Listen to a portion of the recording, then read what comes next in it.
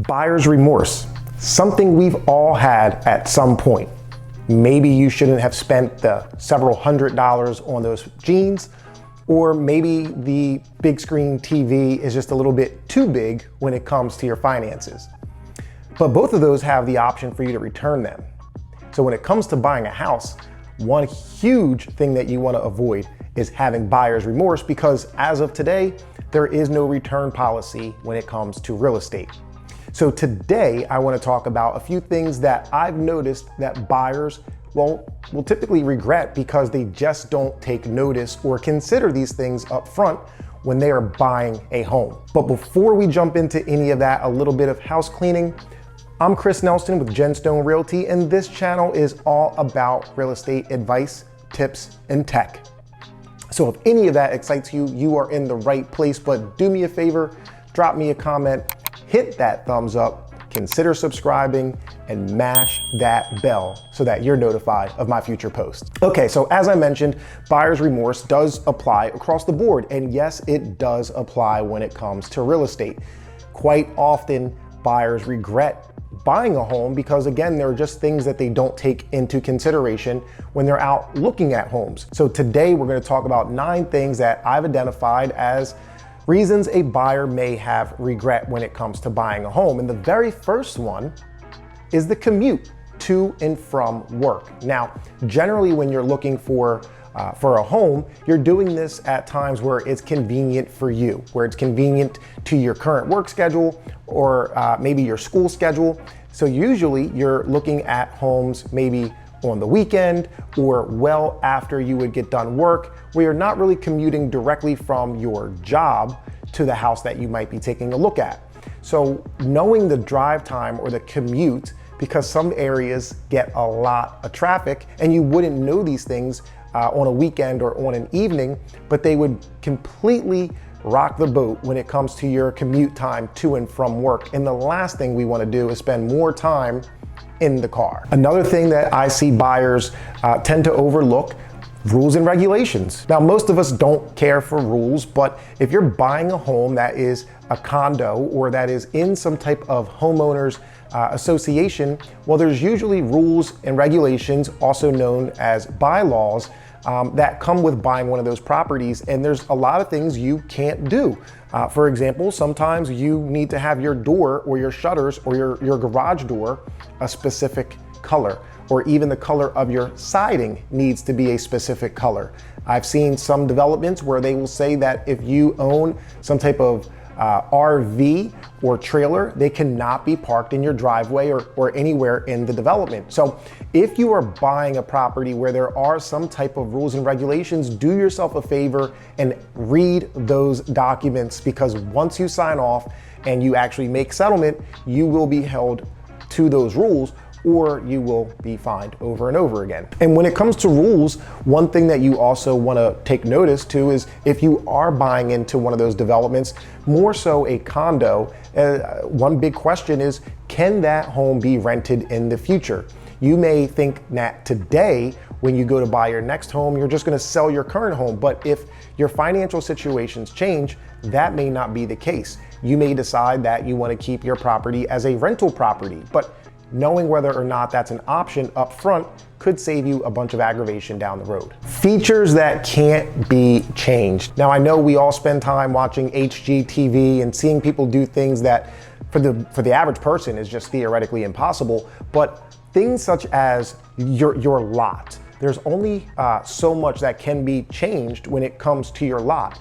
Or for example, if you want to have a pool down the road and maybe your yard just isn't big enough, or there isn't enough setback from your neighbors for you to actually have a pool, or maybe it's the actual pitch or the grading of your property. These are some things that can't be changed, and a lot of times buyers overlook them, or they'll go to a property and they'll say, well, we would love to just knock this wall down and expand.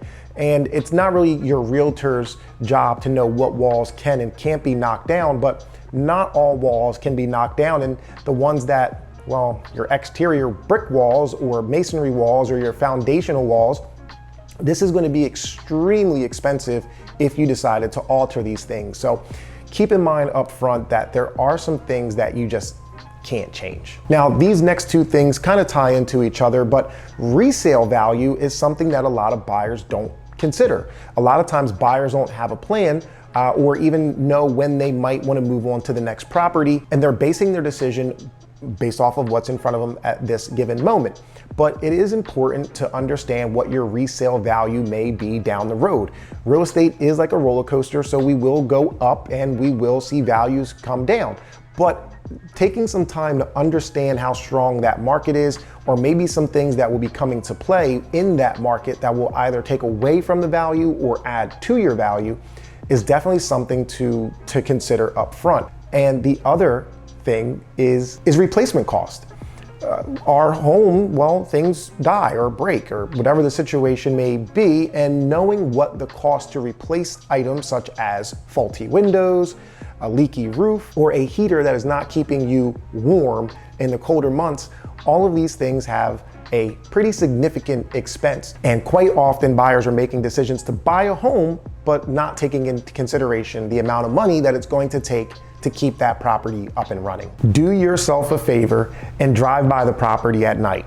Not only do you want to drive by the property, but drive through the neighborhood. This is something that most buyers do not do. Now, if you are familiar with the neighborhood, you're moving to a home that's in the community in which you grew up, or it's just a community that you spend a lot of time in, well, maybe this one doesn't apply to you as much. But if you are moving even a few miles away, and it's a community that you are not completely familiar with, spend some time and drive through there at night. And if you looked at the home only on the weekday, then drive by during the weekend, or vice versa, but make sure you are taking some time to understand what the living conditions or the quality of life for that community is like at night, during the day, and the same thing goes for weekends, because most buyers just don't do it. They don't take the time at all, and then they come to realize that, well, the neighborhood's just too noisy, or there are too many neighbors who like to party on the weekend. There's just a lot that you can see when you are going back to the property on what I'm going to call off hours. Utility cost. Now, this is going to vary because not everybody is going to use their home in the same fashion, but I find it extremely beneficial to ask the seller or the occupants of the home you're going to buy for a breakdown in utility cost.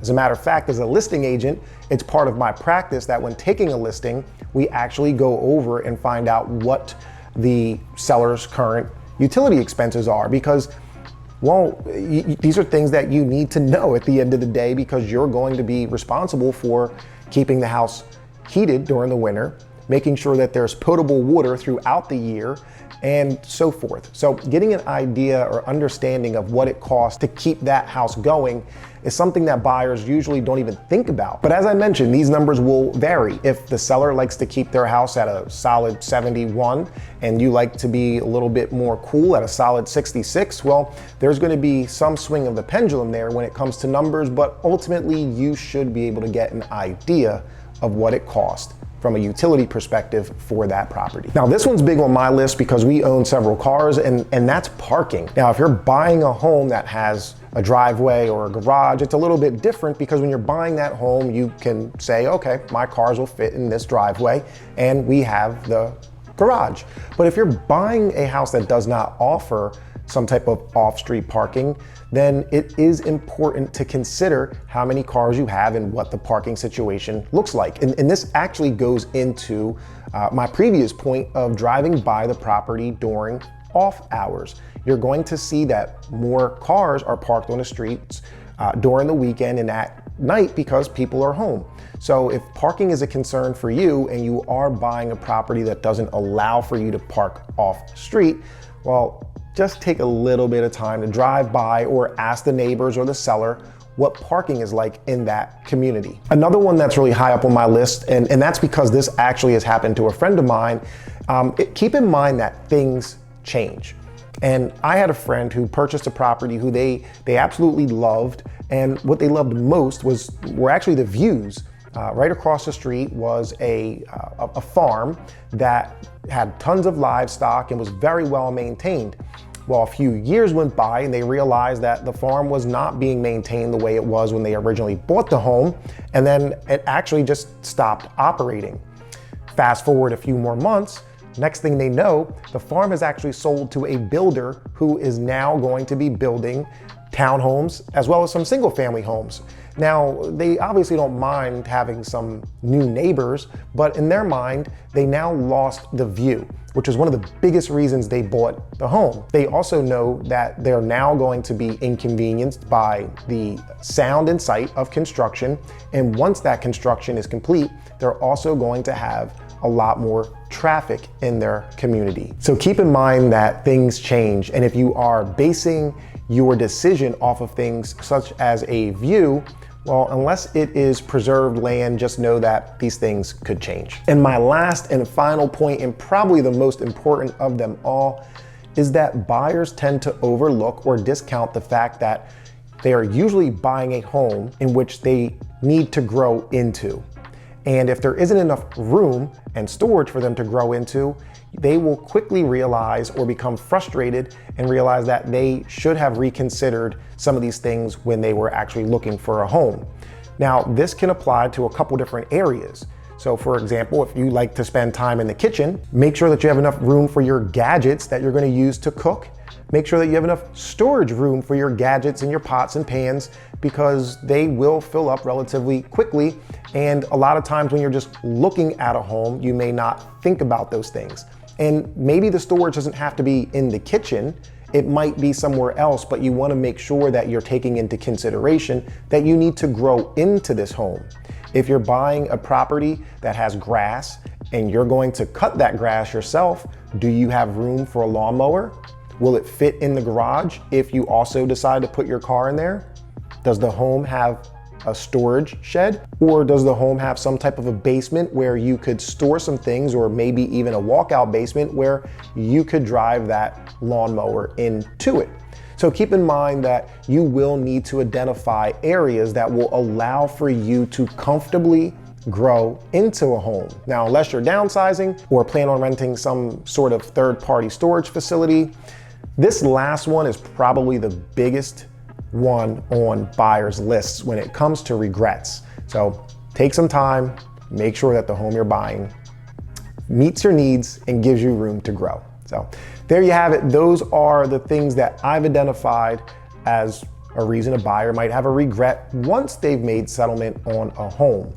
So if you purchased a home and now you're regretting it, let me know why. Let me know what those regrets are, because it very well may save someone else the aggravation. And if your home is in the areas that I service, let me know that too, because I would love to sell it for you. So with all of that being said, my friends, thanks again for tuning in. Do me a favor though, tune in next week for the very next Just the Tip with Chris. Until then, take care.